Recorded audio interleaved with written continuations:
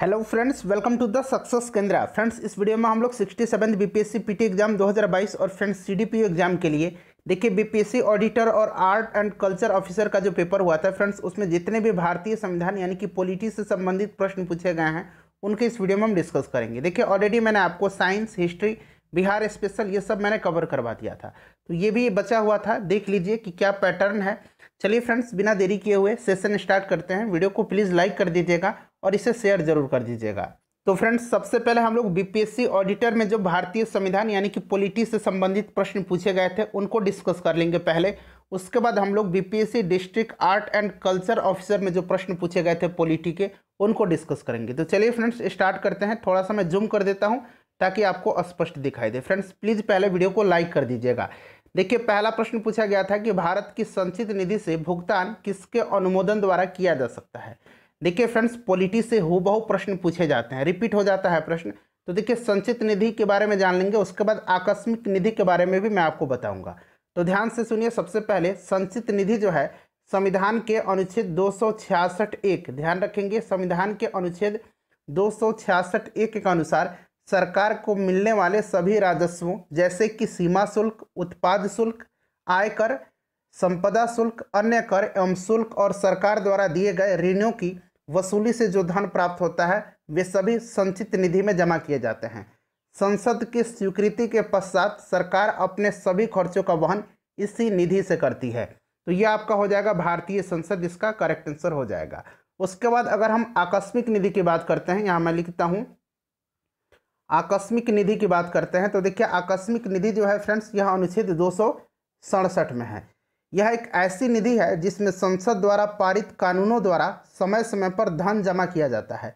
यह निधि राष्ट्रपति के नियंत्रण में होती है तथा देश की आकस्मिक जरूरतों को पूरा करने के लिए राष्ट्रपति द्वारा इस निधि से सरकार को धन उपलब्ध कराया जाता है। तो इसको भी आप ध्यान रखेंगे, ठीक है। चलिए उसके बाद दूसरा प्रश्न है कि राज्यसभा में निम्न राज्यों की सीटों का उचित अवरोही क्रम, यानी कि सबसे ज़्यादा, फिर उससे कम, फिर उससे कम, फिर उससे कम।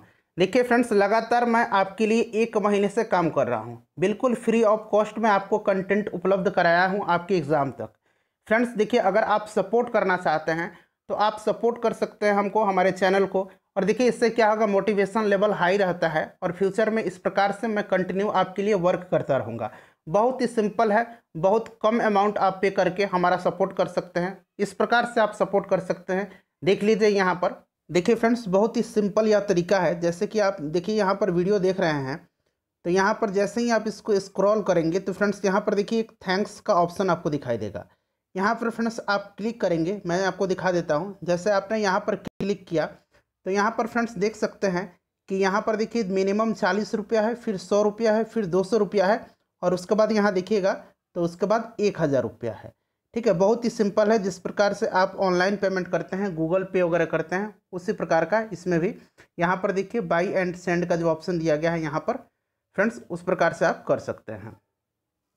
तो फ्रेंड्स अगर आप सपोर्ट करना चाहते हैं, लगातार जो कंटिन्यूअस 1 मंथ से मैंने आपके लिए जो मेहनत किया है उसके लिए आप सपोर्ट करना चाहते हैं तो आप कर सकते हैं। तो फ्रेंड्स यहाँ पर ध्यान दीजिएगा, यहाँ पर देखिए 4 स्टेट दिए गए, उत्तर प्रदेश, तमिलनाडु, बिहार और महाराष्ट्र। सभी 4 ऑप्शन में इन्हीं 4 राज्यों का नाम दिया गया है। देखिए उत्तर प्रदेश में अगर हम राज्यसभा की सीटों की बात करते हैं तो उत्तर प्रदेश में कितना है, 31 है।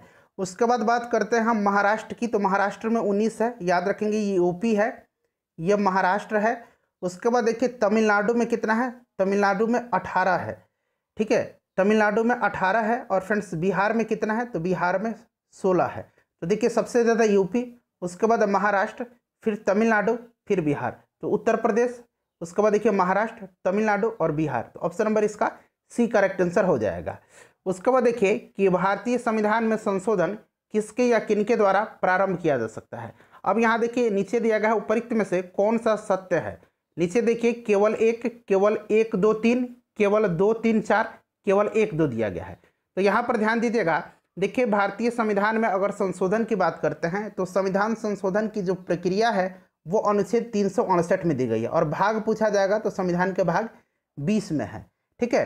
तो यहाँ पर देखिए जो संशोधन की प्रक्रिया है यह लोकसभा और राज्यसभा कहीं पर भी जो है इसे शुरू किया जा सकता है। तो राइट आंसर इसका 1 और 2 हो जाएगा, ठीक है। देखिए 1 में जो है लोकसभा दिया गया है और 2 में राज्यसभा दिया गया है। चलिए, तो राइट आंसर इसका ऑप्शन नंबर डी हो जाएगा। उसके बाद नेक्स्ट क्वेश्चन कर लेंगे। देखिए, चौथा प्रश्न पूछा गया है कि भारतीय संविधान में कैबिनेट शब्द का प्रयोग केवल एक जगह किसके तहत हुआ है, किस आर्टिकल में हुआ है?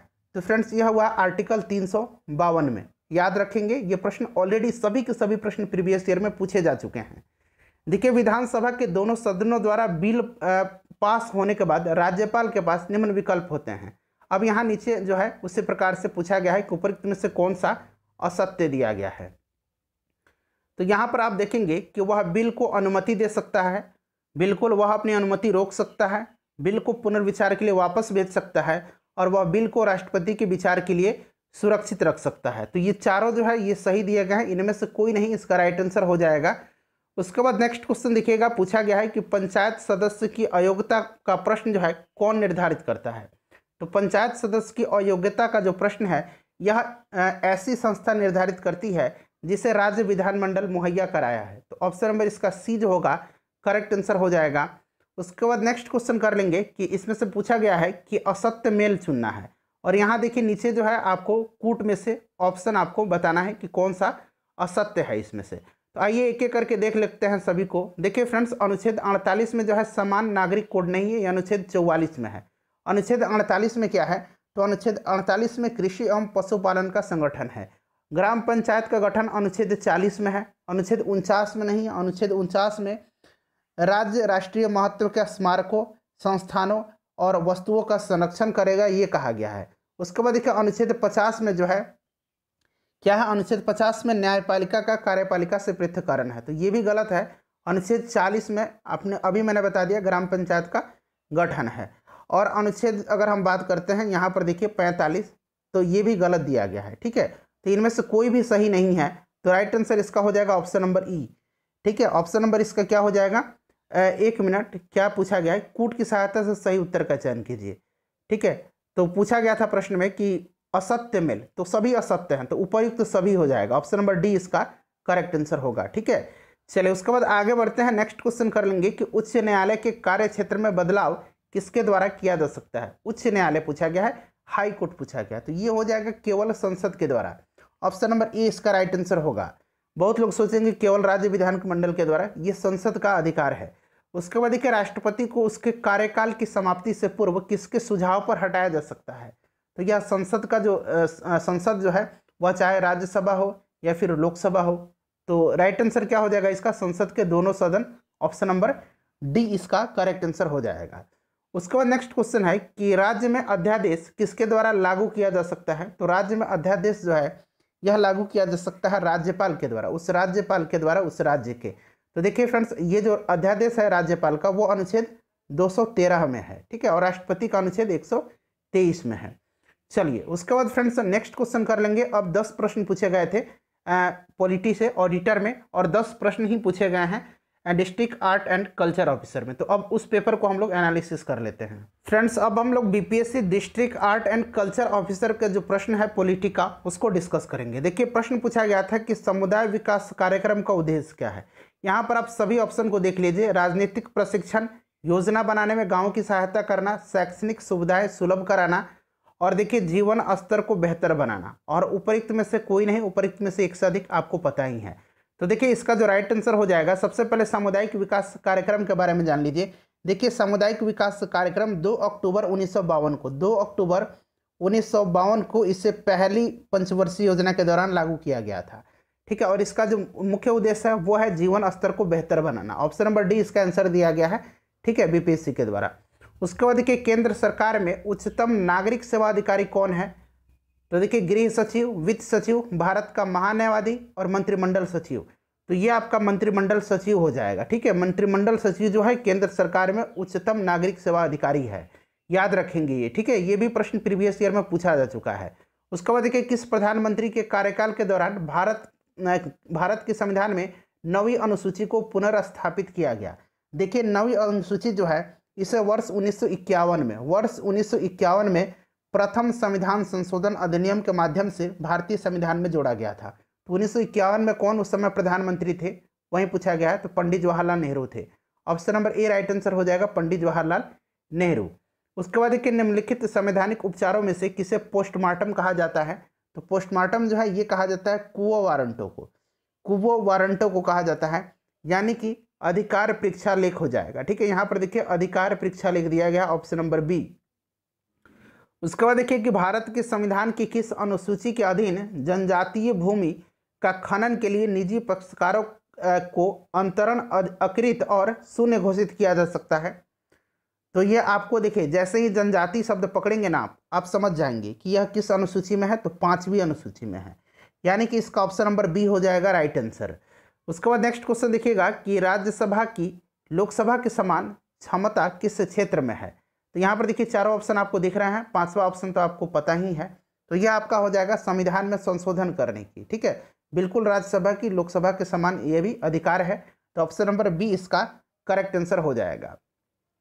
उसके बाद देखिए निम्नलिखित मूल अधिकारों के किस संवर्ग में अस्पृश्यता के रूप में किए गए विभेदन के विरुद्ध संरक्षण समाविष्ट है। अच्छा, ये जो अस्पृश्यता का उन्मूलन है यह अनुच्छेद 17 में है। और देखिए अनुच्छेद 17 जो आता है आपको पता है कि यह मौलिक अधिकार में आता है भाग 3 में।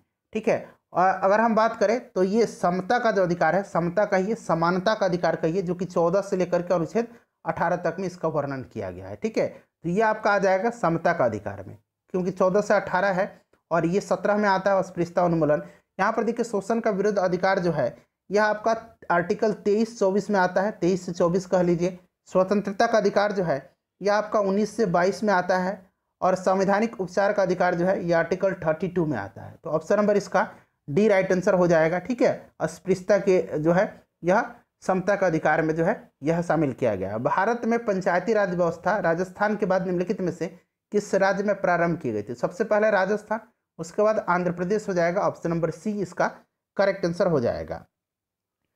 उसके बाद देखिए भारत में सामुदायिक विकास कार्यक्रम कब प्रारंभ हुआ। तो अभी मैंने आपको जस्ट बताया था कि सामुदायिक विकास कार्यक्रम 2 अक्टूबर 1952 को जो है पहली पंचवर्षीय योजना के दौरान लागू किया गया था, ध्यान रखेंगे। उसके बाद देखिए अगला प्रश्न है कि पंचायती राज निम्नलिखित में से किसका विषय है। तो पंचायती राज जो है यह राज्य सूची का विषय है। ठीक है, राज्य सूची का विषय है, ध्यान रखेंगे। उसके बाद देखिए फ्रेंड्स ये क्वेश्चन मैं आपको एडिशनल करा रहा हूँ। ठीक है, ये पॉलिटी का प्रश्न नहीं है। देखिए मेक इन इंडिया पूछा गया है कि मेक इन इंडिया वैश्विक पहल का परिवर्तन किया गया, ये ऑडिटर में पूछा गया था। तो मेक इन इंडिया जो है यह शुरू किया गया था 25 सितंबर 2014 को। ठीक है, इसका option number C right answer हो जाएगा। उसके बाद देखिएगा स्वच्छ भारत मिशन कब शुरू किया गया था। तो 2 अक्टूबर 2014 को, ये ध्यान रखेंगे, स्वच्छ भारत मिशन। अच्छा, प्रधानमंत्री जनधन योजना, तो देखिए इसे लॉन्च किया गया था, लॉन्च डेट मैं बता रहा हूँ 28 अगस्त 2014 को। ठीक है, 28 अगस्त 2014 को इसको लॉन्च किया गया था, तो ध्यान रखेंगे।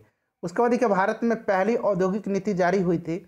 तो फ्रेंड्स यह जारी हुई थी 6 अप्रैल 1948 को, और इसको जारी किया था किसने। तो इसको जारी किया था श्यामा प्रसाद मुखर्जी के द्वारा, अनावरण किया गया था। ठीक है, श्यामा प्रसाद मुखर्जी के द्वारा। तो फ्रेंड्स ये सभी प्रश्न मैंने आपको करवा दिया।